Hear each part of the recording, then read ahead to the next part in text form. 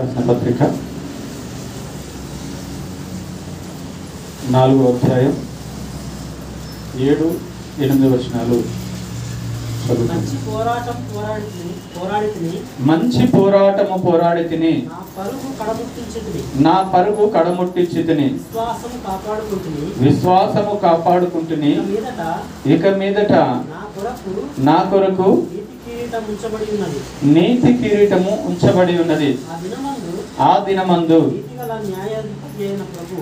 నీతిగల న్యాయాధిపతి అయిన ప్రభు అది నాకు మాత్రమే కాకుండా తన ప్రత్యక్షతను అపేక్షించు వారికి అందరికీ అనుగ్రహించును. చాలు. చిన్న మాట ప్రార్థన చేసుకొని కొన్ని మాటలు ఇది మనం ధ్యానం చేసుకున్నాం.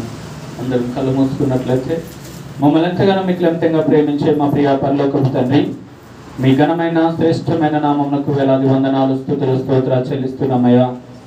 ఇంతవరకు నీ సన్నిధిలో మేమందరము కూడి నిన్ను ఆరాధించే యోగ్యత ధన్యత మాకు ఇచ్చిన విధానం బట్టి నీకు వందనాలు ప్రభువా. మరొకసారి నీ వాక్యాలకు వెళుతుండగా నీ మాటలను ఎత్తి పట్టేందుకని వివరించేందుకని యోగ్యుడను కాదు, అల్పుడను అయోగ్యుడను ఎందుకు పనికి రానటువంటి నన్ను అయా నీ పరిశుద్ధమైన సన్నిధిలో నిలబెట్టిన విధానం బట్టి నీకు వందనాలు చెల్లిస్తున్నాం ప్రభువా. అయా నేను మాట్లాడితే వ్యర్థము తండ్రి, మాతో మీరు మాట్లాడండి, మమ్మల్ని బలపరచండి, ఆత్మీయ లోతుల్లో మేము ఎదుగుటకు సహాయం దయచేయండి. నీ మాటలు నూతన జీవాన్ని మాకు ఇస్తాయి. నీ మాటలు కృంగిన మమ్మల్ని లేవనెత్తుతాయ్యా. నీ మాటలు బలహీనమైన మా స్థితిని బలపరుస్తాయి తండ్రి.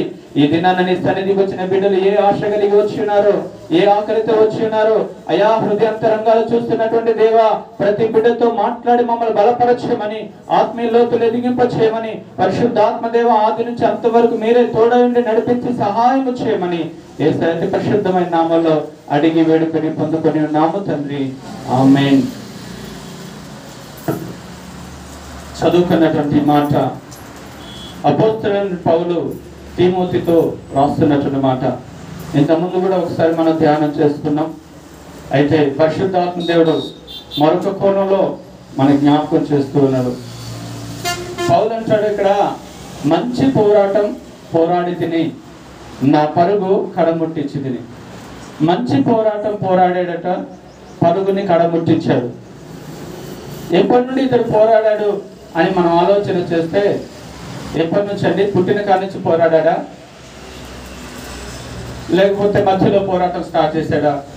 ఆలోచన చేస్తే ఎప్పుడైతే క్రీస్తుని అంగీకరించాడో, ఎప్పుడైతే తన మనసులోకి యేసుక్రీస్తు ప్రభువారు రక్షకుడిగా వచ్చాడో, ఆ క్షణం నుంచి ఆయన పోరాటం స్టార్ట్ అయింది. హల్లెలూయా. అప్పటి నుండి కూడా తనకు అప్పగించిన బాధ్యత ఏంటో, తనకిచ్చినటువంటి పని ఏంటో, ఆ పనిలో చివరి వరకు జాగ్రత్తగా వెళుతూ ఉన్నాడట. ఆ పరుగుని కడముట్టించాడట. హల్లెలూయా. తిమోతితో చెప్తున్నటువంటి సాక్ష్యం ఏంటంటే, మంచి పోరాటాన్ని నేను పోరాడాను, నా పరుగుని నేను కడముట్టించాను. కింద అంటున్నమాట, ఇక మీదట నా కొరకు నీతి కిరీటము ఉంచబడ్డది.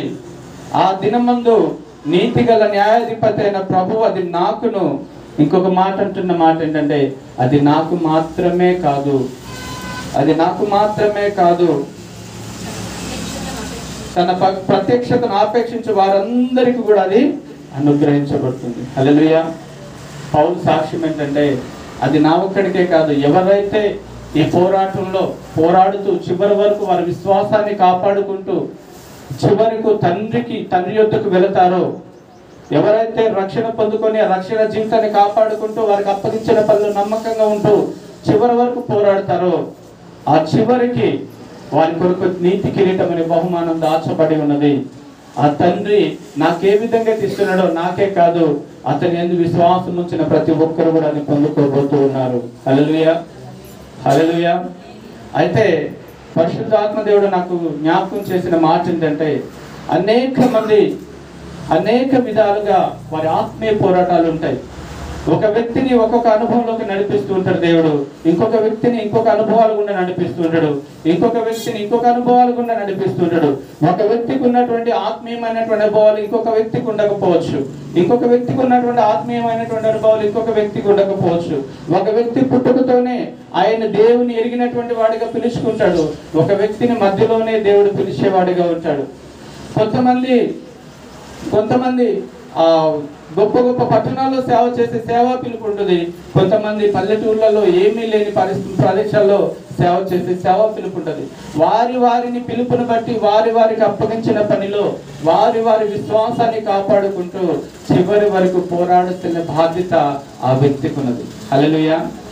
పౌలు చెప్పిన మాట ఏంటంటే, మంచి పోరాటం నేను చివరి వరకు పోరాడాను, నాకు అప్పగించిన పనిలో చివరి వరకు నేను నా విశ్వాసాన్ని కాపాడుకుంటూ వెళ్ళాను, నీవును అలాగే పోరాడని జ్ఞాపకం చేస్తున్నాడు. హల్లెలూయా. ఈ రోజున పరిశుద్ధాత్మ దేవుడు జ్ఞాపకం చేసే వ్యక్తి ఎవరు అంటే అబ్రహాము. హల్లెలూయా. అబ్రహాం గురించి మనం ఎన్నోసార్లు విన్నాం, ఎన్నోసార్లు మాట్లాడుకున్నాం. కానీ విశ్వాసులకు తండ్రి అయిన అబ్రహాం యొక్క పోరాట జీవితం, విశ్వాసులకు తండ్రి అయిన అబ్రహాం యొక్క నడిపింపు, దేవుడు ఎలాంటి అనుభవాల గుండి నడిపించాడో మరొకసారి దేవుడు జ్ఞాపకం చేస్తూ ఉన్నాడు. హల్లెలూయా.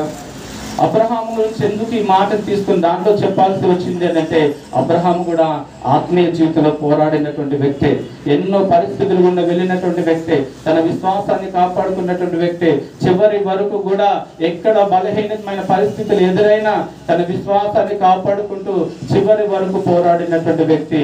అందుకని విశ్వాసులుగా తండ్రిగా ఆయన చేయబడ్డాడు. ఒక మాట మనం చదివితే అబ్రహాం గురించి ఆదికాండం 12వ అధ్యాయం 1 నుండి 3 వచనాలు.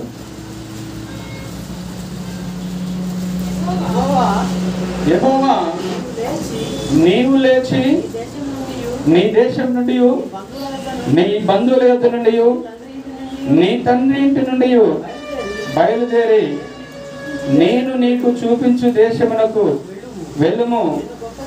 నిన్ను గొప్ప జనముగా చేసి నిన్ను ఆశీర్వదించి నీ నామమును గొప్పగా చేసేదను.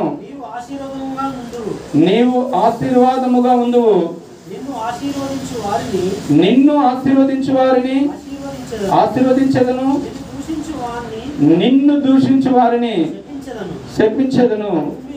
భూమి యొక్క సమస్త వంశములు నీయందు ఆశీర్వదించబడునని అబ్రహాముతో అనగా యెహోవా అతనితో చెప్పిన ప్రకారము అబ్రహాము వెళ్ళెను. చాలు. హల్లెలూయా. ఈ మాట మనం గమనించినట్లయితే, ఈ మాట మనందరికీ తెలుసు, ఎన్నోసార్లు మనం వివరించుకున్నటువంటి వారమే. అయితే అబ్రహాముని ఎలాంటి అనుభవంలో మొట్టమొదట దేవుడు నడిపించాడు అని అంటే, విడిచిపెట్టే అనుభవం. హల్లెలూయా. అబ్రహాముని దేవుడు మొట్టమొదట నడిపించిన అనుభవాలు ఎలాంటి అంటే, విడిచిపెట్టేటువంటి అనుభవాలు. హల్లెలూయా.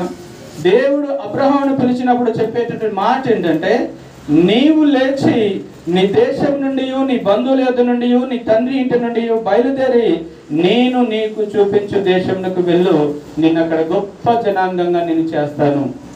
దేవుడు చెప్తున్న మాట ఏంటంటే, అబ్రహామా, ఇదిగో నీవు నీ తండ్రి ఇంటిని, నీ వారిని, నీ సొంత వారిని, నీ వారు అనుకున్న వారిని అందరిని విడిచిపెట్టు, నీ ప్రాంతాన్ని విడిచిపెట్టు, నీ జాతి అని వారిని విడిచిపెట్టు, అందరిని విడిచిపెట్టి నేను చూపించు దేశానికి నువ్వు వెళ్ళు. హల్లెలూయా.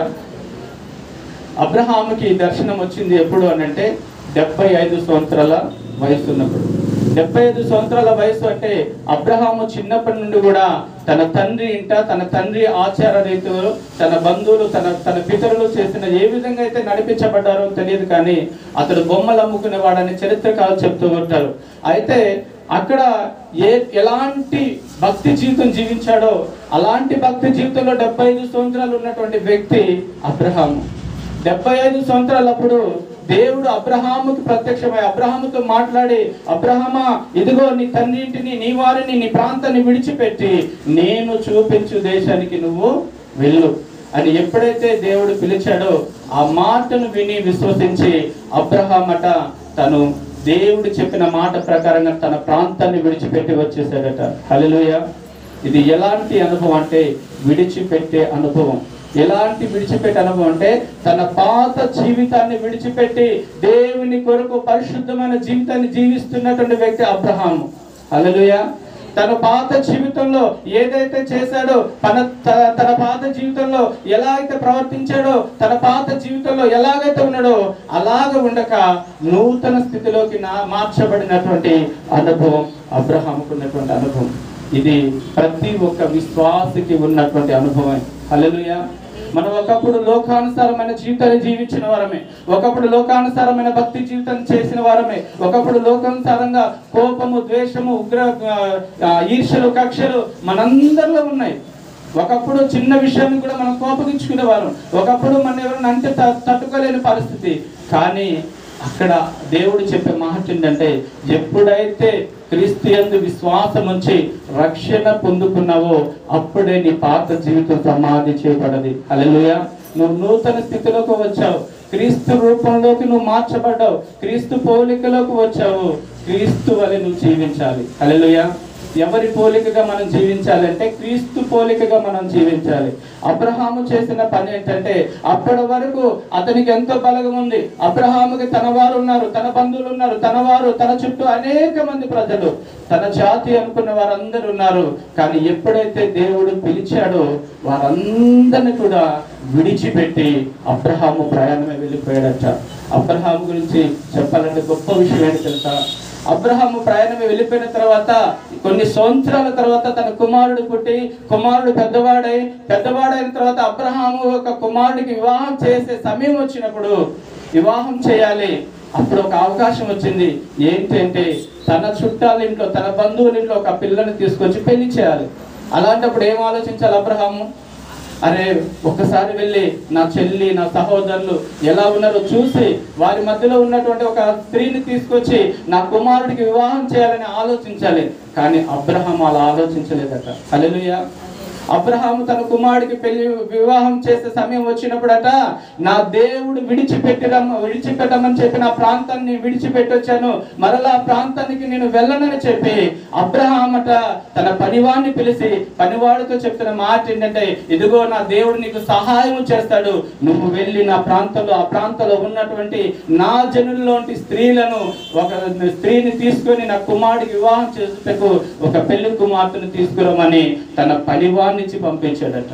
హల్లెలూయా. ఆలోచన చేయండి. ఎన్నో సంవత్సరాలు గడిచిపోయిన తర్వాత ఒక్కసారైనా వెళ్ళి నా తండ్రి ఇంటిని, నా తల్లి ఇంటి వారిని, నా బంధువులను ఒక్కసారి చూసి నా కుమారుడికి కావాల్సినటువంటి ఒక స్త్రీని నేను తీసుకొని వస్తే బాగుందని అబ్రహాము ఆలోచించలేదట. నా దేవుడు అక్కడి నుంచి వెళ్ళిపోమన్నాడు, నేను వచ్చాను, మరలా తిరిగి నేను అక్కడికి వెళ్ళను అని చెప్పి తన పనివానితో నిబంధన చేసి పంపిస్తే దేవుడు తోడై ఉండి ఇస్సాకుకి భార్యను తీసుకుని వచ్చినట్టుగా మనం చూస్తూ ఉంటాం. హల్లెలూయా. సంగమా, దేవుడు ఇదన్న మాట్లాడే మాట ఏంటంటే, అబ్రహాము ఏ ప్రాంతాన్నైతే విడిచిపెట్టి వచ్చి కొన్ని సంవత్సరాలు గడిచిపోయిన తర్వాత మరలా తన ప్రాంతానికి వెళ్ళాలనే అవకాశం వచ్చినా కూడా ఎందుకు వెళ్ళకుండా ఉన్నాడు అనంటే, తన దేవుడు చెప్పిన మాట ప్రకారంగా అతను నడిచాడు. తన దేవునికి మాట ఇచ్చాడు, నేను ఈ ప్రాంతానికి వెళ్ళను, నా దేవుని మాట ప్రకారంగా నడుస్తానని చెప్పి మాట ఇచ్చినటువంటి అబ్రహాము మాట తప్పకుండాట కొన్ని సంవత్సరాల తర్వాత అవకాశం వచ్చినా కూడా మరలా వెనుకకు వెళ్ళలేదట.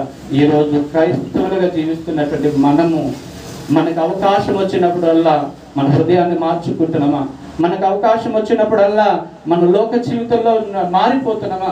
మనకు అవకాశం వచ్చేటల్లా దేవునితో నిబంధన చేసుకుంటూ ఉంటాం. నేను ఎప్పుడు లోకానుసారంగా ఉండను ప్రభా, ఇంకెప్పుడు నా పాత జీవితంలో వెళ్ళను ప్రభా, ఇదిగో నేను రక్షణలోకి నడిపించబడ్డాను, నీ శరీరంలో నీ రక్తంలో పాలివారినైనా నీ పోలికగా నీ రూపంలో నేను ఉంటాను అని చెప్పినటువంటి మనం ఏదన్నా అవకాశం వచ్చినప్పుడు మరలా లోకరీతిగా మార్చబడుతున్నామా? ఒక్కసారి ఆలోచన చేయి. నిన్ను బట్టి దేవుడు ఎంతగా దుఃఖపడేవాడిగా ఉన్నాడు. ఏం కాదులే, ఎవరో చిన్న టీవీ పెట్టారు, కొద్దిసేపు సినిమా చూస్తే ఏమైందిలని మరలా లోక సంబంధమైన వాటిని చూస్తున్నామా? ఏం కాదులే, వాళ్ళు నన్ను ఒక మాట అన్నారు కాబట్టి నేను అంటే నాకు తప్పేంటి అని మనం లోకానుసారంగా దూషిస్తూ ఉన్నామా? ఏం కాదులే, నన్ను మోసం చేశాడు కాబట్టి వారిని ఏదన్నా అనొచ్చని ఏదన్నా అంటూ ఉన్నామా? ఒక్కసారి జ్ఞాపకం చేసుకోండి. అబ్రహాము తను విడిచిపెట్టిన ప్రాంతాన్ని మరలా చూడటానికి ఇష్టపడలేదు. అబ్రహాము విడిచిపెట్టి వచ్చినటువంటి ఆ ప్రాంతానికి మరి వెళ్ళుటకు ఇష్టపడలేదు. ఎందుకంటే జీవం కలిగిన దేవుడు నన్ను పిలిచాడు, నన్ను నడిపించాడు, ఇంతవరకు నాకు తోడైన దేవుని సన్నిధి నాకు తోడుండగా నా కుమారుడికి వివాహం చేయడానికి ఆయనే కుమార్తెను తీసుకొస్తాడని చెప్పి దేవుని మీద ఆధారపడి తన పనివాన్ని పంపిస్తే దేవుని కార్యాన్ని చూడగలిగాడు.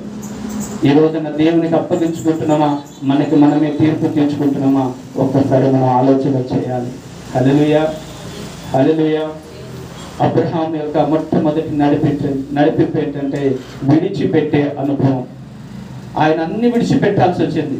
తను ఎప్పుడైతే దేవుడు పిలిచాడో, ఎప్పుడైతే రమ్మన్నాడో, అప్పటి నుండి కూడా తన ప్రాంతాన్ని, తన వారిని, తన బంధువుల్ని, తన వారు అన్నవారు ఎవరు లేకుండా ఒంటరిగా తన భార్యను, తన సహోదరుడిని, కుమారుడు ఒంటరిగా ఉంటే అతను తీసుకొని ప్రయాణంలో వెళుతూ ఉన్నాడు. కానీ ఏ రోజు కూడా తన ప్రాంతాన్ని గుర్తు చేసుకోలేదు.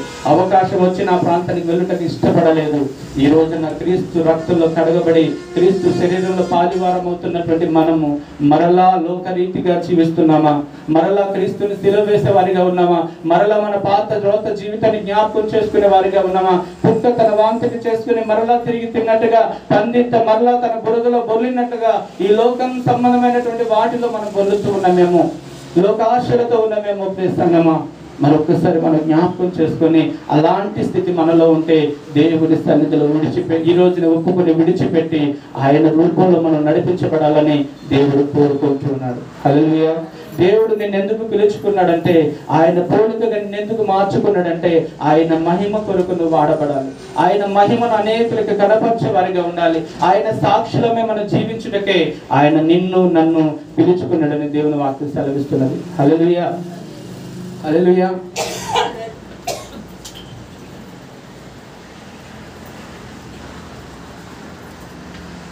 ఒక మాట ఉంటుంది, 2 కొరింథీయులకు రాసిన పత్రిక 5వ అధ్యాయం 17వ వచనంలో ఉంటుంది. చదవద్దు, నేను చదువు చెప్తాను, సమయం లేదు. ఎవడైనా క్రీస్తునందు ఉన్న ఎడల అతడు నూతన సృష్టి, పాతవి గతించెను, కొత్తవి ఆయను. క్రీస్తులకు వచ్చిన వారు నూతన సృష్టిగా మార్చబడాలి. పాత అన్ని కూడా గతించిపోవాలి. మరలా పాతి రేపుకునే వారిగా మనం ఉండకూడదు. పాత స్వభావాన్ని తీసుకొచ్చే వారిగా మనం ఉండకూడదు. పాత జీవితంలో వెళ్ళే వారిగా ఉండకూడదు. మనము నూతన స్వభావం కలిగిన వారమట. హల్లెలూయా.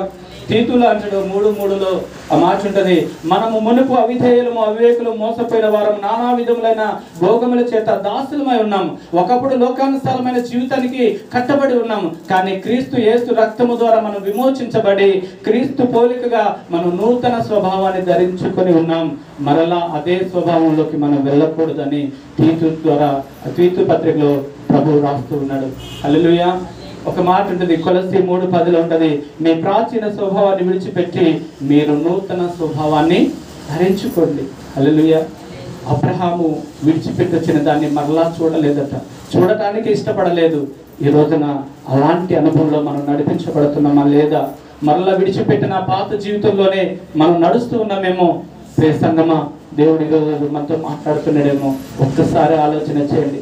ఏ బలహీనతలు నిన్ను వెంటాడుతున్నాయో, ఏ బలహీనతలు అయితే దేవుని పరిశుద్ధాత్మను దుఃఖపెట్టే విధంగా నడిపిస్తూ ఉన్నాయో, ఏ బలహీనతలు అయితే పరిశుద్ధాత్మ దుఃఖపెట్టే విధంగా ఉన్నాయో వాటిని దూరపరుచుకునే వారిగా ఉండాలి. ప్రార్థనతో వాటిని జయించే వారిగా మనం ఉండాలని దేవుడు జ్ఞాపకం చేస్తూ ఉన్నాడు.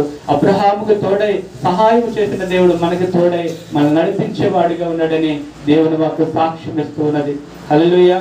మరొక అనుభవంలో మనం చూసినట్లయితే అబ్రహామును నడిపించిన విధానంలో, అబ్రహాము ఆత్మీయ జీవితంలో ఎదుర్కొన్నటువంటి మరొక అనుభవం ఏంటంటే దేవుని పైన ఆధారపడి ఉండటం. హల్లెలూయా, హల్లెలూయా. దేవుని పైన ఆధారపడి నడవటం. ఒక మాట మనం చూస్తే అదే 12వ అధ్యాయం 17-18 వచనాలు చదువుదాం.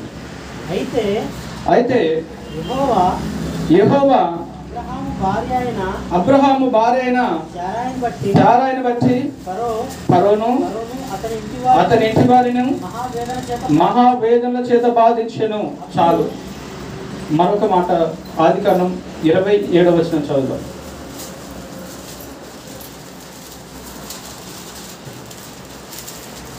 ఇస్సాకు వృద్ధుడై 20వ అధ్యాయం 7వ వచనం.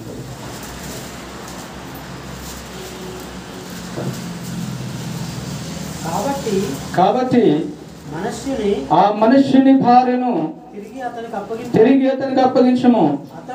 అతడు ప్రవక్త, అతడు నీ కొరకు ప్రార్థన చేయను. నీవు బ్రతుకుదువు.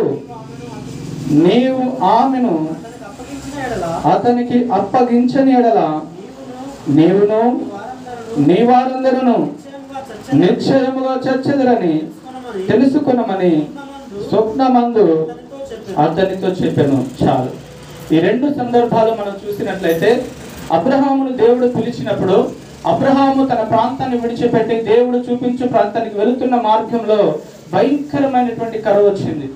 భయంకరమైనటువంటి కరువు వచ్చినప్పుడు అబ్రహాము చేసిన పని ఏంటంటే, అబ్రహాము ఆ ప్రాంతం అంతా కరువుతో నింపబడి ఉన్నది, తినడానికి ఆహారం లేదు కాబట్టి ఐగుప్తులో సమృద్ధి ఉన్నదని చెప్పి అబ్రహాం అట ఐగుప్తుకు ప్రయాణమే వెళ్ళాడట. ఐగుప్తుకు ప్రయాణమే వెళ్తున్నటువంటి అబ్రహాము యొక్క ఆలోచన ఏంటంటే, ఆ ప్రాంతంలో ఉన్నటువంటి వారందరూ కూడా మూర్ఖులు, కఠినాత్ములు. వారు అందమైన స్త్రీలు ఉంటే రాజుకు అప్పగిస్తారు కాబట్టి ఆ ప్రాంతానికి వెళ్తే నాకు అపాయం కలగొచ్చు, నీవు నా భార్యవు కాబట్టి నీవు నాకు సహోదరి అని చెప్పి తన భార్య అయిన శారమ్మకు చెప్పాడట. హల్లెలూయా. ఐగుప్తులో వారు అడుగు పెట్టే ముందు చెప్పినటువంటి మాట ఏంటంటే, నీవు నా భార్య అయితే నిన్ను బట్టి నన్ను సంహరించి నిన్ను వారు తీసుకుని వెళ్తారు కాబట్టి నా సహోదరి అని చెప్పు, మనం అక్కడికి వెళదామన్నప్పుడు అందుకు ఆ శారమ్మ ఒప్పుకొని ఆ ప్రాంతానికి వెళ్ళారు. అయినప్పటికీ కూడా ఆ ప్రాంతంలో ఉన్న మనుషులట, ఈ ప్రాంతానికి వచ్చిన బాటసారుల స్త్రీ ఎంతో అందంగా ఉన్నది, ఆమె సౌందర్యవతిని చెప్పి ఫరో ఎదుట పొగిడినప్పుడు ఆ ఫరో అట శారాను తీసుకెళ్లి ఆయన యొక్క కోటలో ఉంచినట్టుగా అక్కడ వాక్యం మనం చూస్తాం. హల్లెలూయా. అబ్రహాము దేవుని మాట విని దేవుని మాటకు విధేయత చూపి అబ్రహాము ప్రయాణమే వెళ్తున్నాడు. అబ్రహాము ఐగుప్తుకు వెళ్ళిన దేవుడు చెప్పకపోయినా కూడా అబ్రహాము ఆ ప్రాంతం కరువుతో ఉన్నదని చెప్పి ఐగుప్తుకు వెళ్ళాడు. ఐగుప్తుకు వెళ్ళిన తర్వాత అబ్రహాం యొక్క భార్యను ఐగుప్తు రాజు అయినటువంటి ఫరో తీసుకువెళ్ళి తన కోటలో పెట్టుకుంటే అబ్రహాం యొక్క హృదయం ఎంత తల్లడిల్లిపోయిందో ఒక్కసారి మనం ఆలోచన చేయాలి. హల్లెలూయా. అబ్రహాము యుద్ధంలో నేర్పరి కాదా? అబ్రహాము యుద్ధం చేయలేడా? జయాన్ని పొందుకోలేడా అంటే మనం గమనిస్తే ఆ ప్రాంతంలో తన భార్యను తీసుకుని వెళ్ళిపోయిన వారిపైన ప్రతీకారం తీర్చుకునే శక్తి అతనికి ఉంది. అతడు తిరిగి వెళ్ళి తన ప్రాంతంలో ఉన్న తన సహోదరులు, తన తెలిసిన వారి సహాయాన్ని కోరి ఒక సైన్యాన్ని ఏర్పరచుకుని వచ్చి యుద్ధం చేసే శక్తి లేదంటే చేయగలడు. ఎందుకు చెప్పగలము అని అంటే, అబ్రహాము సహోదరుడు కుమారుడైనటువంటి లోతు భార్యలను ముగ్గురు రాజులు వచ్చి యుద్ధము చేసి ఆ యొక్క సొదొమ గుమర పట్టణాన్ని జయించి తీసుకువెళ్ళిపోతే అబ్రహాం అట తన దగ్గర ఉన్న 311 మంది సైనికులు, తన వారైనటువంటి 311 మందిని తీసుకుని వెళ్ళి ఆ ముగ్గురు రాజులను జయించి వారి యుద్ధ నుండి వారి దగ్గర ఉన్నటువంటి బంగారం, వారి దగ్గర ఉన్న ధనాన్ని, వారి దగ్గర ఉన్నటువంటి ఆ లోతు భార్యని పిల్లల్ని తీసుకుని విడిపించి తీసుకుని వచ్చాడట. హల్లెలూయా. ఎంత మందితో వెళ్ళాడంటే 311 మందితో.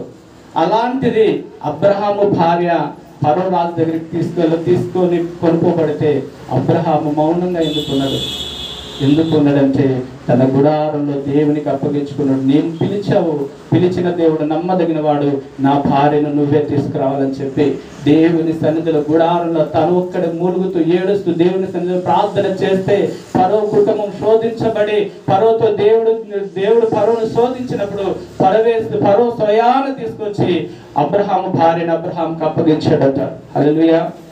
హల్లెలూయా. తన భార్యని వేరే ఒక రాజు తీసుకెళ్ళిపోయాడంటే ఎంత కోపం రావాలి, ఎంత ద్వేషం రావాలి, ఎంత పగతో రగిలిపోవాలి. కానీ అలా రగిలిపోలేదు. అబ్రహాము పిలిచిన వాడు నమ్మదగిన వాడు అని చెప్పి దేవునికి అప్పగించుకుంటే దేవుని కార్యాన్ని చూశాడట. హల్లెలూయా. అబ్రహాము ఉన్న పరిస్థితుల్లో అబ్రహాము తన సొంత ఆలోచనతో ముందుకు వెళ్ళలేదు.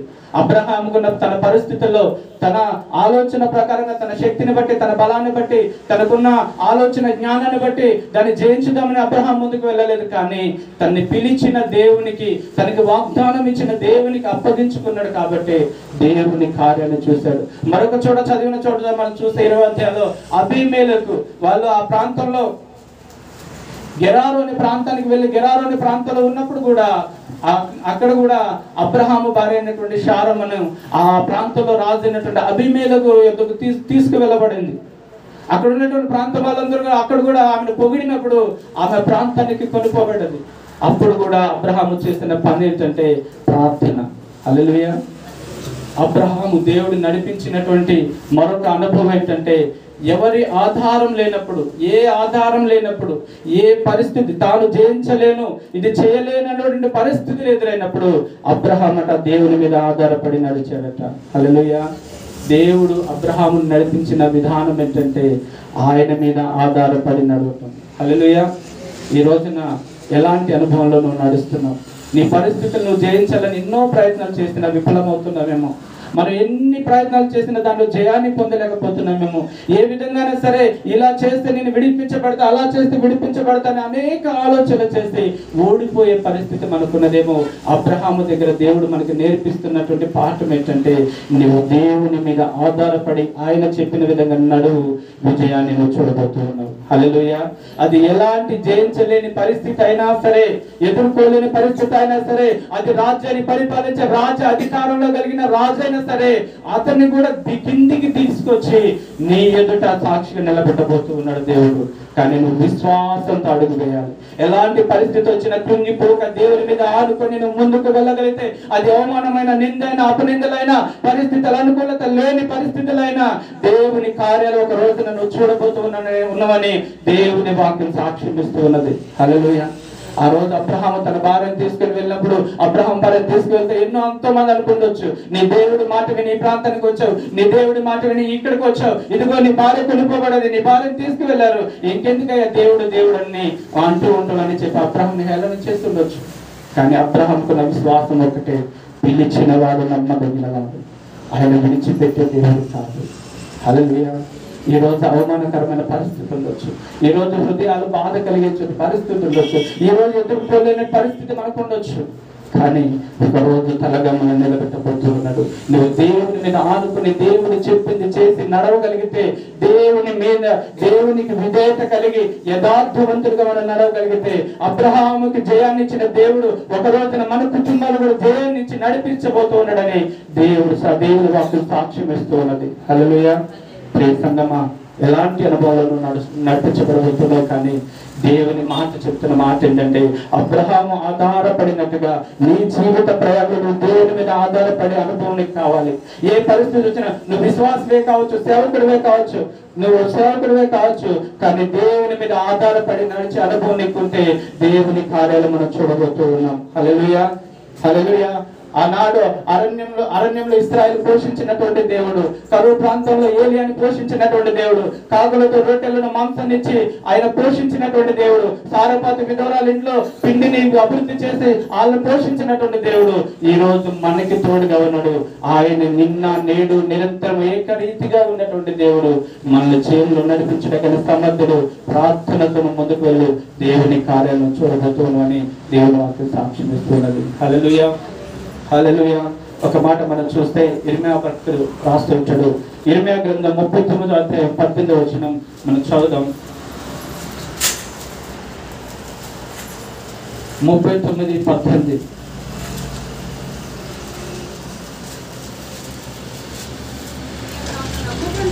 నీవు నన్ను నమ్ముకుంటివి గనుక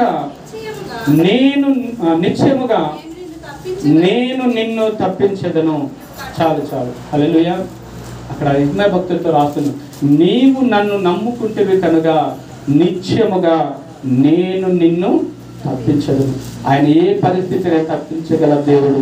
ఆయన యందు మన విశ్వాసం ఉంచి నమ్మకం ఉంచితే దేవుడు మన పరిస్థితులన్నిటిని తప్పించి ముందుకు విజయంలోకి నడిపించగల శక్తిమంతుడైన దేవుని మనం కలిగి ఉన్నాం. హల్లెలూయా. హల్లెలూయా. ఆయన జీవము కలిగిన దేవుడు. ఆయన నిన్న నేడు నిరంతరం ఏకరీతిగా ఉన్నటువంటి దేవుడు. ఆయన చేయి విడిచిపెట్టే దేవుడు కాదు. హల్లెలూయా. ఒక మాట ఉంటుంది, కీర్తన 22:5 వచనాలు ఏమని ఉంటుందంటే, చదువుతాను నేను. నీ యందు నమ్మిక ఉంచగా వారిని రక్షించితివి, నీ యందు నమ్మిక ఉంచగా వారిని సిగ్గుపడనీయకపోతివి. హల్లెలూయా. అక్కడ చాలా విషయాలు రాస్తే, ఐగుప్తు ప్రజల గురించి రాస్తూ కీర్తనకారుడు చెప్పిన మాట, వారిని యందు నమ్మిక ఉంచగా వారిని రక్షించడట. వారు నీ యందు నమ్మిక ఉంచినప్పుడు వారిని సిగ్గుపడనీయలేదట. మనం ఆరాధించే దేవుడు మన సిగ్గుపరిచే దేవుడు కాదు. హల్లెలూయా. నువ్వు విశ్వాసంతో అడుగు వేయి, దేవుని కార్యాలు మనం చూడబోతూ ఉన్నాం. ప్రార్థనతో అడుగు వేయి, దేవుని కార్యాలు మనం చూడబోతూ ఉన్నాం. హల్లెలూయా. అబ్రహాము యొక్క విశ్వాస జీవితంలో అతడు అనేక పరిస్థితులు ఎదురయ్యాయి. తన భార్యను తీసుకువెళ్ళి రాజే తన యొక్క మేడగదిలో ఉంచితే, తన పట్టణంలో ఉంచితే ఏమీ చేయలేని స్థితి. అతడు యుద్ధం చేయగల సామర్థ్యుడు. తన ఇంటికి వెళ్తే, ఒక ఉదాహరణ మనం చూస్తే, తన ప్రాంతంలో అదే అబ్రహాము తన ప్రాంతంలో ఉండుంటే, తన ప్రాంతంలో తన భార్య మీద ఒకటి చేయేసి ఉంటే, అతడు ఏం చేస్తాడు? తన వాళ్ళందరినీ తీసుకుని వెళ్ళి అవతలవని చంపేసేదాకా ఊరుకునేవాడు కాదు. కానీ అబ్రహాము ఆ ప్రాంతంలో మౌనంగా ఎందుకున్నాడంటే, నన్ను పిలిచిన దేవుడు నమ్మదగిన వాడని. హల్లెలూయా, హల్లెలూయా. నేను కాదు యుద్ధం చేయాల్సింది, నా దేవుడు నా భార్యను విడిపించాలని. అదే విశ్వాసము శారము కూడా ఉంచింది కాబట్టి గొప్ప కార్యాలు చూడగలిగారు. హల్లెలూయా. ఈ పరిస్థితుల్లో పరిశుద్ధాత్మ దేవుడు నాకు గుర్తు చేసిన ఒక మాట ఏంటంటే, స్త్రీలారా మీరు ధన్యులట, మీరు ప్రత్యేకించబడిన వారు, మీ పట్ల దేవుడు గొప్ప ప్రణాళిక కలిగి ఉన్నారు. ఎన్ని పరిస్థితులు ఎదురైనా కూడా శారమాట ఒక్క మాట అబ్రహామును అనలేదు. అబ్రహామును పిలిచాడు దేవుడు, అబ్రహామును దర్శించాడు. వెళదాం, దేవుడు నన్ను పిలిచాడు, ఒక పలానా చోటుకి వెళ్ళమంటుండే. ఏ ప్రాంతం తెలియదు, వెళ్ళమంటుంటే ఆయన మాట విని ఆయన అన్ని విడిచిపెట్టి వచ్చేసింది. ఓ ప్రాంతానికి వచ్చే, నువ్వు నా సహోదరుడు అని చెప్పు అంటే సరే అన్నది. అయినా కూడా ఆ ప్రాంతపు రాజు తీసుకువెళ్ళినా కూడా ఓర్చుకుంది. కానీ దేవుని కార్యాలు చూసింది. 75 సంవత్సరాలు పిలిచిన దేవుడు 100 సంవత్సరాల వరకు కూడా గర్భఫలం వేయకపోతే అయినా ఓపికతో దేవుని యందు విశ్వాసంతో నడిచిందట శారమ్మ. హల్లెలూయా. అంత గొప్ప విశ్వాసము స్త్రీలకి కావాలి. హల్లెలూయా. అంతేకాకుండా స్త్రీలకు ఉన్నటువంటి ఒక ప్రత్యేకమైనటువంటి గొప్ప విషయం ఏంటంటే, ఒకరోజు నేను హాస్పిటల్కి వెళ్తే అక్కడ చూసిన ఒక సన్నివేశం ఏంటంటే, ఒక తల్లి కుమారుడు పుడితే ఆ తల్లి ఆ కుమారుడికి 5 సంవత్సరాల వరకు కూడా అన్ని సేవ చేస్తుంది. ఆ కుమారుడు చేసుకోలేని పరిస్థితి ఉన్నప్పుడు, ఆ కుమారుడు 1, 2 బయటికి వెళ్ళలేని పరిస్థితి వచ్చినప్పుడు తల్లి అన్ని విషయాల్లో సహాయం చేస్తుంది. అదే వ్యక్తి పెద్దవాడై పెళ్ళై భార్య వచ్చిన తర్వాత అతడు అలాంటి పరిస్థితిలోకి వస్తే భార్య తన తల్లిలా ఉండి సేవ చేస్తుందట. హల్లెలూయా. ఒక తల్లిని చూసినప్పుడు నా కన్నీ లాగలేదు. హాస్పిటల్లో మా బామ్మది వేణు కోసం వెళ్ళినప్పుడు ఆర్థోపెడిక్ ఆ బెడ్ల మీద ఒక ఆయన ముసలాయన కాలు మొత్తం ఐరన్ చేసేసి పెట్టారు. అసలు లేవలేని స్థితి, బాత్రూమ్కి వెళ్ళలేని స్థితి, అన్నీ అక్కడే బెడ్ మీదే. ఆ ముసలామ ఆ భర్తకి అన్ని సేవలు చేస్తుంది. ఎంత ఓపికతో చేస్తుందంటే, ఎందుకు ఆయనకి అంత సేవ చేయాలంటే తన భార్య అయినందుకు. హల్లెలూయా. ఆమె చూసినప్పుడు చాలా బాధ అనిపించింది. తల్లి చిన్న వయసులో 5 సంవత్సరాలు 6 సంవత్సరాల ఓపికతో సేవ చేస్తుంది. కానీ పెద్దవాళ్ళే అంత వయసు వచ్చినప్పుడు భర్త లేవలేని స్థితిలో భార్య ఓదారుస్తూ అతనికి సేవ చేస్తున్నదంటే అంత గొప్ప ప్రేమ వాళ్ళదని అనిపించింది. హల్లెలూయా. అందుకే దేవుడు స్త్రీలను ఎంతగానో ప్రేమిస్తాడు, ఎంతగానో స్త్రీలను ఆయన గౌరవించేవాడిగా ఉన్నాడు. ఒక్క పెళ్లి అనే విషయంలోనే భర్త ఎదుకు వచ్చి ఆ భర్తకు సేవ చేసే స్త్రీలు ఎంతో ధన్యులని దేవుని వాక్యం సెలవిస్తున్నది. హల్లెలూయా, హల్లెలూయా. అబ్రహాము నడిపించినటువంటి రెండో అనుభవం ఏంటంటే, దేవుని మీద ఆధారపడటం. ఏ పరిస్థితులను దేవుని మీద ఆధారపడి నడవటం. అబ్రహాము నడిపించినటువంటి మూడవ అనుభవం ఏంటో మనం చూసినట్లయితే, ఆదికాండం 15వ అధ్యాయం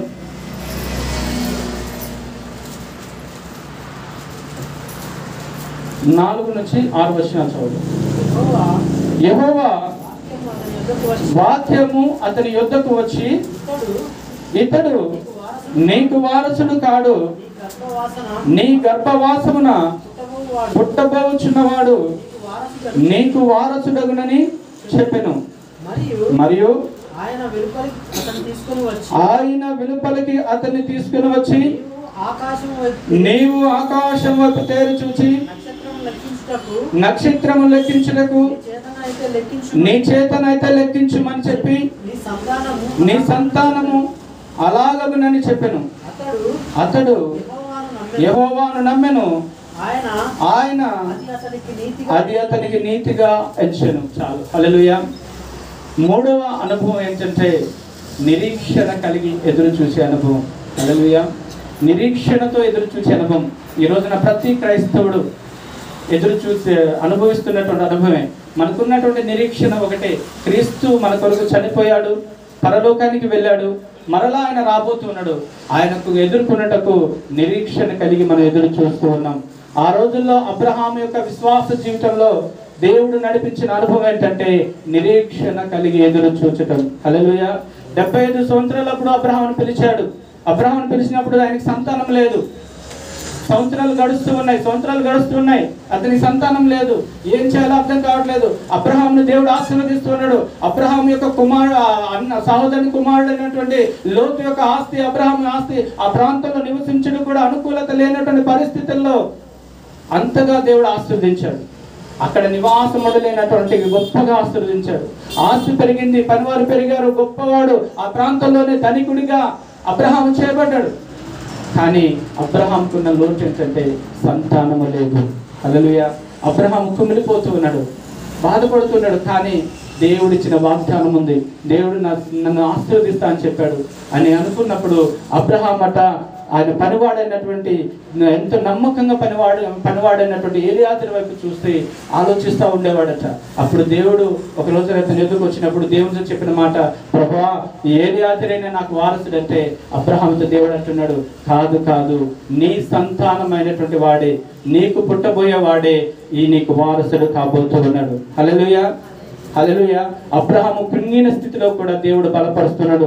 అబ్రహాముని బయటకు తీసుకొచ్చి, అబ్రహాం ఆకాశం వైపు చూడు, ఆకాశ నక్షత్రాలను లెక్కబెట్టు, ఇదిగో ఆకాశ నక్షత్రం వల్లే నీ సంతానాన్ని చేయబోతూ ఉన్నాను, ఇదిగో ఇసుక రేణుల వల్ల నీ సంతానాన్ని చేయబోతున్నాను, వాటిని నువ్వు లెక్కించగలవని దేవుడు మాట వాగ్దానం చేసి వెళ్ళిపోతే అబ్రహాం ఆకాశం వైపు చూస్తూ, ఇసుక వైపు చూస్తూ విశ్వాసంతో నడిచాడట. హల్లెలూయా.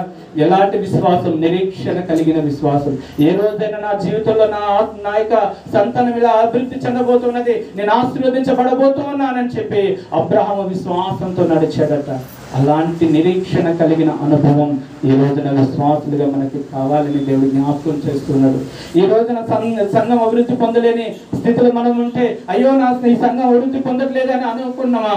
కానీ దేవుడు నీకు వాగ్దానం చేశాడు, సంఘానికి వాగ్దానం చేశాడు. ఆ వాగ్దానాన్ని బట్టి నువ్వు విశ్వాసం నుంచి ప్రార్థన చేస్తే ఒక రోజున విస్తరించబోతున్న సంఘాన్ని నువ్వు చూడబోతూ ఉన్నావు.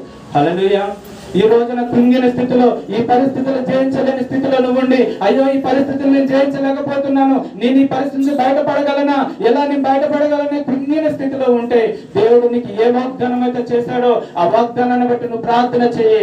ఆ పరిస్థితులన్నింటినీ జయించి అనేకులకు ఆశీర్వాదకరంగా దేవుడు ఒక రోజున నిన్ను నిలబెట్టబోతూ ఉన్నాడు. హల్లెలూయా. నువ్వు నమ్మగలిగితే, నిరీక్షణ కలిగి ఎదురు చూడగలిగితే ఆ కార్యాన్ని నువ్వు చూడబోతూ ఉన్నాను దేవుడు జ్ఞాపకం చేస్తున్నాడు.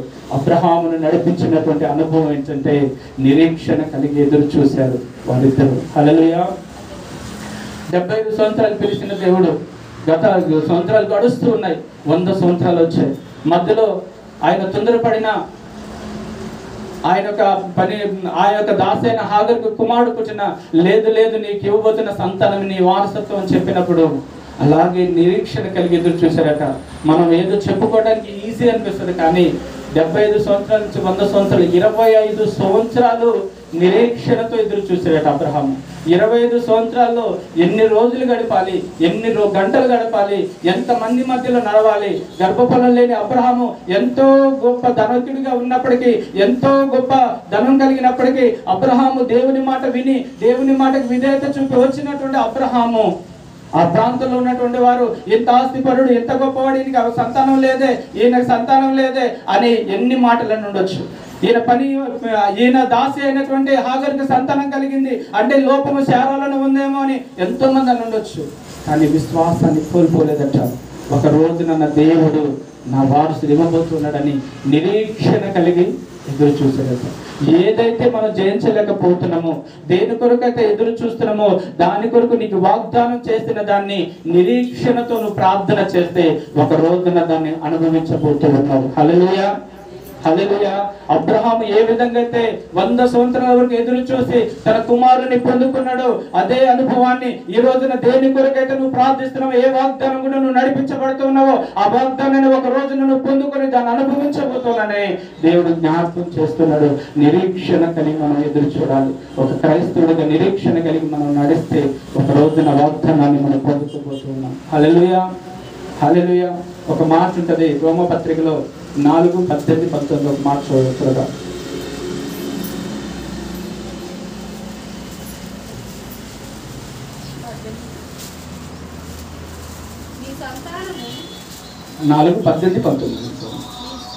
చదువు. నీ సంతానము ఇలాగు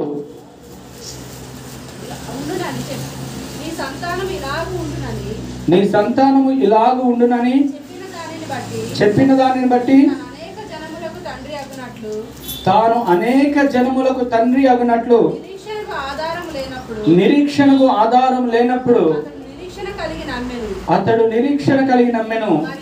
మరియు అతడు విశ్వాసమందు బలహీనుడు కాక రమారమి 100 ఏళ్ల వయసు గలవాడై ఉండి అప్పటికి తన శరీరము మృతతుల్యమైనట్టుగాను సరగర్భమును మృతతుల్యమైనట్టుగాను ఆలోచించను గాని అవిశ్వాసము వలన దేవుని వాగ్దానమును గూర్చి సందేహింపగా దేవుని మహిమపరిచి ఆయన వాగ్దానము చేసిన దాన్ని నెరవేర్చుటకు సమర్థుడని రూఢిగా విశ్వసించి విశ్వాసము వలన బలము నొందెను.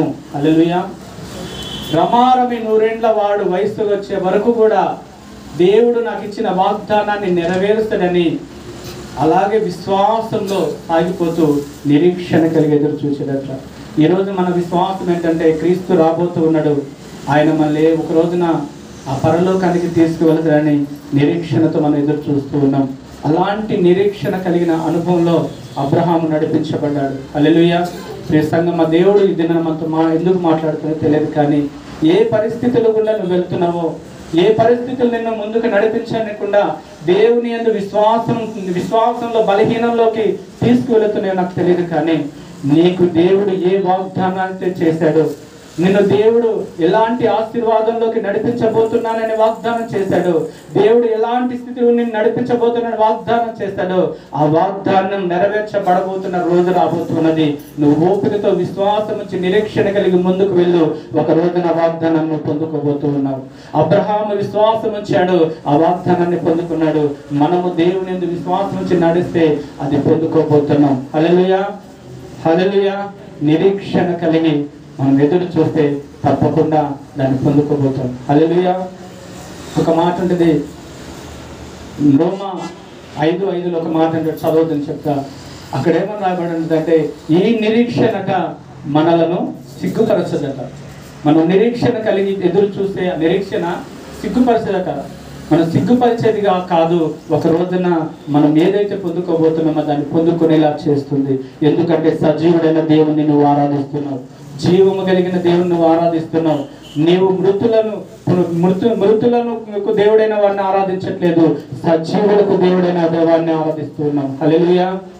మరణాన్ని జయించిన దేవుని మనం ఆరాధిస్తున్నాం. ఒక మాట మనం చూస్తే 4వ అనుభవం ఏంటంటే, ఒక మాట చదువుదాం. ఆదికాండము 22వ అధ్యాయం 1-3 వచనాలు. శారా జీవించిన కాలం 22 ఆ సంగతులు జరిగిన తర్వాత దేవుడు అబ్రహామును పరిశోధించెను. ఎట్లనగా ఆయన అబ్రహామా అని పిలువగా అతడు చిత్తము ప్రభువా అనెను. అప్పుడు ఆయన నీకు ఒక్కడైన నీ కుమారుని అనగా నీవు ప్రేమించు ఇస్సాకుని తీసుకొని మోరియా దేశమునకు వెళ్ళి అక్కడ నేను నీతో చెప్పబోవు పర్వతంలో ఒక దాని మీద దహన బలిగా అతను అర్పించమని చెప్పిన. చాలు. హల్లెలూయా. ఈ మాట మనం చూస్తే ఎంతో బాధ అనిపిస్తుంది. ఈ అనుభవం ఏంటంటే సమర్పణ కలిగిన అనుభవం. హల్లెలూయా. సమర్పణ కలిగిన అనుభవం. దేవుని కొరకు సమర్పించుకునే అనుభవం. అబ్రహాము 75 సంవత్సరాలప్పుడు పిలువబడ్డాడు. 100 సంవత్సరాల వరకు నడిపించబడుతూనే ఉన్నాడు. 100 సంవత్సరం వచ్చినప్పుడు కుమారుడు కలిగాడు. లేక పుట్టినటువంటి కుమారుడు ఎంతో ఇష్టంగా అతనికి 8వ రోజున సున్నతి చేశాడు, దేవునికి ప్రతిష్ఠించాడు, దేవుని చిత్త ప్రకారం నడిపిస్తూ ఉన్నాడు. పెరుగుతూ ఉన్నప్పుడు అబ్రహాముకి దేవుడు ఏ వాగ్దానం అయితే చేశాడో, ఇదిగో ఆకాశ నక్షత్రాల వల్ల నీ సంతానాన్ని అభివృద్ధి చేస్తాను, ఇసుక రేణువుల వల్ల నీ సంతానాన్ని విస్తరింప చేస్తానని వాగ్దానము ఆ కుమారుడిని చూసినప్పుడల్లా అబ్రహాము గుర్తు వస్తూ ఉండదు. నా వారసుని అంత గొప్పగా ఆశీర్వదిస్తానన్నటువంటి దేవుడు, ఇదిగో ఇస్సాకే నాకు వారసుడు కదా, ఇస్సాకు ద్వారా దేవుడు గొప్ప సంతానాభివృద్ధిని కలవ చేయబోతూ ఉన్నాడని చెప్పి ఎన్నోసార్లు ఇస్సాకును చూసినప్పుడల్లా తన యొక్క దేవుడిచ్చిన వాగ్దానాన్ని బట్టి ఎంతగానో ఆనందపడినటువంటి దినాలు అబ్రహాము జీవితంలో ఉన్నాయి. అలాంటి పరిస్థితుల్లో ఒక రోజున దేవుడు వచ్చట, అబ్రహామా నీకొక్కగానొక కుమారుడైనటువంటి ఇస్సాకుని ఆ మోరియా పర్వతాన్ని తీసుకెళ్లి బలిగా అర్పించు. హల్లెలూయా. ఎంతగా గుండెలు పిండేసినట్టుంటుంది ఆ బాధ. అలాంటి పరిస్థితుల్లో ఇది నిజంగా దేవుడు అడిగాడా? దేవుడు ఇలాగ బలి అర్పించమని అడుగుతాడా? దేవుడు ఏమైనా బలి కోరేవాడా అని అనాలనిపిస్తుంది. కానీ అబ్రహాం అలా మాట్లాడలేదట. ఎమ్మటి మౌనంగా అబ్రహాము ఇస్సాకును తీసుకువెళ్ళి మోరియా పర్వతం పైన బలి అర్పించడానికి కూడా వెనుదీయలేదు. హల్లెలూయా, హల్లెలూయా. ఒక మాట ఉంటుంది, మనం చదివితే, నేను చదువుతా. మొదటి సమూయేలు 15వ అధ్యాయం 22వ వచనం చూస్తే, తాను సెలవిచ్చిన ఆజ్ఞ ఒకడు గైకొనడం వలన యెహోవా సంతోషించినట్లు ఒకడు దహన బలులు అర్పించడం వలన ఆయన సంతోషించునా? బలులు అర్పించుట కంటే ఆజ్ఞ గైకొనటయు పొట్టేళ్ల కొవ్వు అర్పించబోట కంటే మాట వింట శ్రేష్టము కాదా? అంటే దేవుడు బలిని కోరేవాడు కాదు అని అక్కడ రాయబడదు. ఇంకొక మాట కీర్తనకారుడు అంటాడు 51:16లో, నువ్వు బలిని కోరేవాడు అయితే నేను బలి అర్పించదనయ్యా, నువ్వు బలి కోరేవాడు కాదు, దహన బలి నీకు ఇష్టమైనవి కాదు, విరిగి నలిగిన హృదయమే నీకు ఇష్టమైన బలి అర్పణ అని రాయబడ్డది. ఇంకొక చోటు ఉన్నది, హోషేయ, నేను బలిని కోరవాడనా? బలిని కోరను గాని నేను కనికరమునే కోరుతున్నాను. హల్లెలూయా. ఈ మాటలు మనం చదివితే దేవుడు ఏమైనా బలి కోరేవాడా? కాదు కదా. మరి అబ్రహామును ఎందుకు ఇస్సాకును బలి అర్పించమని చెప్పాడు? అబ్రహాముని ఎందుకు ఇస్సాకును తీసుకొచ్చి మోరియా పర్వతం పైన బలి అర్పించని చెప్పాడంటే, అక్కడ అబ్రహాము ఎంత సమర్పణ కలిగిన జీవితాన్ని కలిగి ఉన్నాడో దేవుడు పరీక్షిస్తూ ఉన్నాడు. హల్లెలూయా. లేక పుట్టినటువంటి ఒకగానొక కుమారుడైనటువంటి ఇస్సాకు పైన ప్రేమను పెంచుకుంటున్నాడా? లేక వాగ్దానం చేసిన దేవుడు, పిలిచిన దేవుని యందు విశ్వాసం ఉంచి దేవుని యందు భయభక్తులుగా నడుస్తూ ఉన్నాడా? నాకున్న ఒకగానొక కుమారుడే నాకు ఎక్కువ అనుకుంటున్నా, లేదు పిలిచిన దేవుడే నాకు ఎక్కువ అని నడిపించబడుతున్నాడా? పరీక్షిస్తున్నాడు, పరిశోధిస్తున్నాడు. అయితే అబ్రహాము నా దేవుడే గొప్ప అని చెప్పి లేక పుట్టిన బిడ్డను అర్పించడం కూడా వెనకాడలేదట. హల్లెలూయా, హల్లెలూయా. ఈ రోజున మన వ్యక్తిగత జీవితాల్లో అలాంటి సమర్పణ కలిగిన జీవితం మనకుందా? ఒక్కసారి జ్ఞాపకం చేసుకోవాలి. సమర్పణ కలిగిన జీవితంలో మనం నడిపించబడుతూ ఉన్నామా? దేవుని కొరకు నువ్వేం సమర్పించుకోగలుగుతున్నావు? దేవుని కొరకు నువ్వేం ఇవ్వగలుగుతున్నావు? ఒక్కసారి మనం ఆలోచన చేయాలి. నీ సమయాన్ని ఇవ్వగలుగుతున్నావా? దేవుడు నీకు ఎంతో సమయాన్ని ఇచ్చాడు. రోజుకి 24 గంటల్లో నువ్వు 8 గంటలు పని చేస్తూ ఉన్నావు. 8 గంటలు పని చేసినప్పుడు మిగతా సమయము దేవునికి సన్నిధిలో గడపగలుగుతున్నావా? దేవుని సన్నిధిలో ప్రార్థనలు గడపగలుగుతున్నావా? నశించిపోతున్న వారి కొరకు నీ సమయాన్ని నువ్వు సమర్పించుకోగలుగుతున్నావా? ఒక్కసారి మనం ఆలోచన చేయాలి. నువ్వేం సమర్పించుకోగలుగుతున్నావు? ఇది నా దేవుడు నన్ను పరీక్షిస్తూ ఉంటాడు. ఆ రోజున అబ్రహాం ఎందుకు పరీక్షించాడంటే, అబ్రహాము ఇస్సాకు ఎక్కడ ఎక్కువ చేసుకుంటాడని, ఇస్సాకు మీద ఎక్కడ ప్రేమ పెంచుకున్నాడని పరిశోధిస్తేట అబ్రహాము విశ్వాసాన్ని బట్టి దేవుని ఎంత ప్రేమించాడో అక్కడ కనపడుతున్నది. అందుకే అబ్రహాం యొక్క సంతానము కొరకు పరలోకం నుంచి దేవుడే దిగి వచ్చి ప్రియ కుమారుడైన క్రీస్తు యేసు లాగా ఈ లోకంలో మనందరి కొరకు ఆయన బలిగా అర్పించబడ్డాడు. హల్లెలూయా. మన పాపాల నిమిత్తం ఆయన బలిగా అర్పించబడ్డాడు. ఈ రోజున దేవుని కొరకు ఏం సమర్పించుకోగలుగుతున్నాం? సమర్పణ కలిగిన అనుభవంలో మనం నడిపించబడగలుగుతున్నామా లేదా? ఒక్కసారి మనం ఆలోచన చేయాలి. అబ్రహాము తన కుమారుని సమర్పించుకోవడం కూడా వెనకాడలేదు. ఈ రోజున నీకు ఇచ్చిన సమయాన్ని అయినా సమర్పించుకోగలుగుతున్నాం? ఒకసారి ఆలోచన చేయాలి. మనకున్న సమయంలో ఎంతగా మనం ప్రార్థన చేయగలం? మనకున్నటువంటి ఆరోగ్యాన్ని మనం సమర్పించుకోగలుగుతున్నామా? కొద్దిసేపు మోకరిస్తే నాకు ఓపిక లేదని చెప్పి మోకరించడం మానేయడం, ప్రార్థన చేయడం మానేయడం, నాకు ఓపిక లేదు, జ్వరం వచ్చిందని దేవుని సన్నిధికి మానేసే విశ్వాసులు ఎంతో మంది ఈ రోజులు. ఆరోగ్యం బాగాలేకపోతారు, దేవుని సన్నిధికి రాలేనటువంటి వారు ఎంతో మంది. ఎవరైనా బంధువులు వస్తే దేవుని సన్నిధికి రాలేనటువంటి వారు ఎంతో మంది. ఎవరైనా చుట్టాలు వస్తే ప్రార్థన దూరం చేసి, దేవుని దూరం చేసి వారితో గడిపేటువంటి సమయం ఎంతో మంది. ఏం సమర్పించుకోగలుగుతున్నావు దేవునికి నువ్వు నేను? ఒక్కసారి ఆలోచన చేయాలి. అబ్రహాము తన విశ్వాస జీవితంలో 4 విధాలైనటువంటి అనుభవాలు కూడా దేవుడు నడిపించాడు. మొట్టమొదటిది ఆయన విడిచిపెట్టే అనుభవం. ఆయన అన్ని విడిచిపెట్టాడు, మరలా వాటిని తిరిగి చూడాలంటే ఇష్టపడలేదు. ఈ రోజున విడిచిపెట్టిన దాన్ని మరలా పట్టుకొని మరలా దేవుని దుఃఖపరిచే వరకు మనం ఉన్నామా? ఈ లోక సంబంధమైన మనుషుల వల్ల మనం ప్రవర్తిస్తున్నామేమో ఒకసారి మనం ఆలోచన చేయాలి. రెండవది దేవుని మీద ఆధారపడే అనుభవం. మన పరిస్థితులు అనుకూలంగా లేనప్పుడు ఎవరు నాకు సహాయం చేస్తారా, ఎవరు నన్ను విడిపిస్తారా, ఎవరైనా నాకు సహాయం చేస్తే బాగును, ఎవరైనా నీ పరిస్థితి నుంచి నన్ను విడిపిస్తే బాగును, ఎవరైనా నాకు ఈ విధంగా చేస్తే నేను ఈ విధంగా ముందుకెళ్తా కదా, లేకపోతే నాకు ఈ ఆలోచన వస్తుంది, ఇది చేస్తే బాగుంది కదా అని మన సొంత ఆలోచనతో వెళ్తున్నామేమో. కానీ నువ్వు దేవుని మీద ఆధారపడగలిగితే, దేవునికి అప్పగించుకోగలిగితే దేవుని కార్యాలు మనం చూడబోతున్నామని దేవుడు జ్ఞాపకం చేస్తున్నాడు. అబ్రహాముకి ఎదురైనటువంటి విశ్వాస జీవితంలో ఎదురైనటువంటి అనేక అనుభవాల్లో అబ్రహాము దేవుని మీద ఆధారపడ్డాడు. కాబట్టి రాజులు సైతం తల వంచుకొని, అబ్రహామా ఏంది మా యొక్క రాజ్యం పైన పెద్ద ఘాతకం చేయబోతున్నావా ఏంది, జీవం కలిగిన దేవుడు మాట్లాడాడు నాతోటి, ఇదిగో నువ్వు ప్రార్థన చేయ నా కొరకు అని ప్రార్థన చేయించుకున్నటువంటి సమయం. అభిమేలకు ప్రార్థన చేయమన్నప్పుడట అభిమేలు యొక్క పరివారం, అభిమేలు యొక్క భార్యల గర్భాలు మూయబడితే అప్పుడు తెరవబడేయచ్చు. హల్లెలూయా. సజీవుడైన దేవుని మనం కలిగి ఉన్నాం. ఆయన నడిపించడం మనం నడిపించబడగలుగుతున్నామా లేదా ఒక్కసారి ఆలోచన చేయాలి. మూడో అనుభవం చూస్తే నిరీక్షణ కలిగినటువంటి అనుభవం. మన ఎదుర్కొన్నటువంటి పరిస్థితులు వీటిని జయించలేము, ఇది నీకు దొరకదు, దేవుడు నీకు వాగ్దానం చేస్తాడు కానీ ఆ వాగ్దానం నీ జీవితంలో నెరవేర్చబడడానికి అవకాశమే లేదని అనుభవాలు మనకు ఎదురవుతూ ఉంటాయి.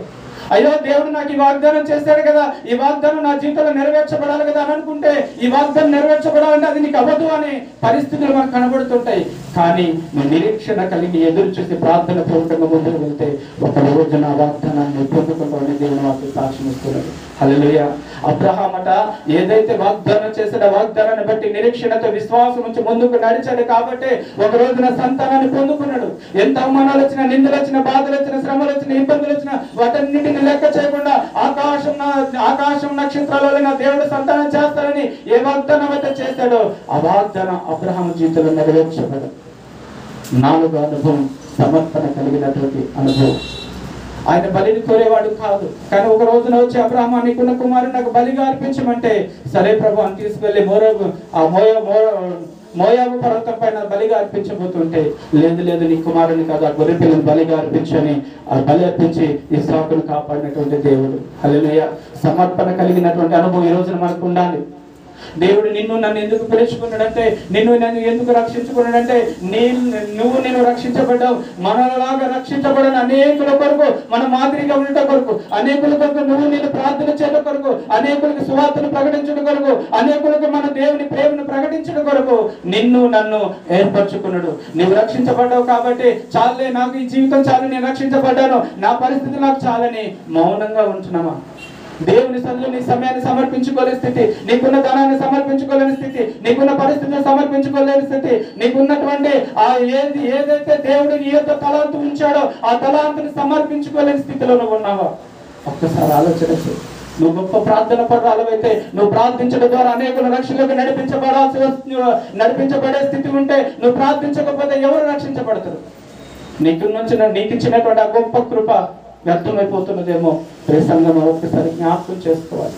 నువ్వు బలమైన ప్రార్థన అభిషేకం కలిగిన వ్యక్తివి, నువ్వు ప్రార్థిస్తే అనేక ఆత్మలు రక్షించబడతాయి. నువ్వు ప్రార్థించకపోతే ఎలా? దేవుని కొరకు నువ్వు మోకరించగలుగుతున్నావా? నువ్వు సువార్త చేస్తే అనేకులు రక్షణలోకి నడిపించబడతారు, ఎటువంటి కఠినమైన హృదయాలు కూడా మార్చబడతాయి. కానీ నువ్వు సువార్త చేయకుండా మౌనంగా ఉంటే ఎవరు రక్షించబడతారు? నువ్వు సమర్పించుకోగలుగుతున్నావా దేవునికి? ఒక్కసారి జ్ఞాపకం చేసుకో. నీ కొరకు పరలోకాన్ని, నీ కొరకు నా కొరకు పరలోకాన్ని విడిచి ఈ లోకానికి వచ్చి మనందరి కొరకు కల్వరి శిలువలో నలగొట్టబడి ఆయన మాంసం ముద్దగా మార్చబడి చివరి రక్తపు బట్ట వరకు ఆయన రక్తాన్ని, పరిశుద్ధమైన రక్తాన్ని చిందించి మరణించి పునరుద్ధానుడై ఆ పునరుద్ధాన శక్తిని మనకిచ్చి పరిశుద్ధాత్మను మనకు తోడుగా వచ్చి పరలోకానికి వెళ్ళి మరలా నేను రాబోతున్నానని చెప్పినటువంటి దేవుడు ఆయన రాకడ సమీపిస్తుంటే ఈ రోజున నీకు అప్పగించిన పనిలో నమ్మకంగా ఉన్నావు. అబ్రహాము తన జీవిత ప్రయాణంలో ఎన్ని అనుభవాలు వచ్చినా, ఎన్ని పరిస్థితులు వచ్చినా ఆయన దేవుని వైపు చూస్తూ సాగిపోయాడు. ఈ రోజున నీ అనుభవాలు ఎలా ఉన్నాయో ఒక్కసారి జ్ఞాపకం చేస్తూ, నువ్వు విడిచిపెట్టే అనుభవంలో ఉన్నావా లేదా? సమర్పించుకునే అనుభవంలో ఉన్నావా లేదా? దేవుని మీద ఆధారపడే అనుభవంలో ఉన్నావా లేదా? లేక నిరీక్షణ కలిగిన అనుభవంలో ఉన్నావా లేదా? లేక లోకం మీద ఆధారపడుతున్నావా?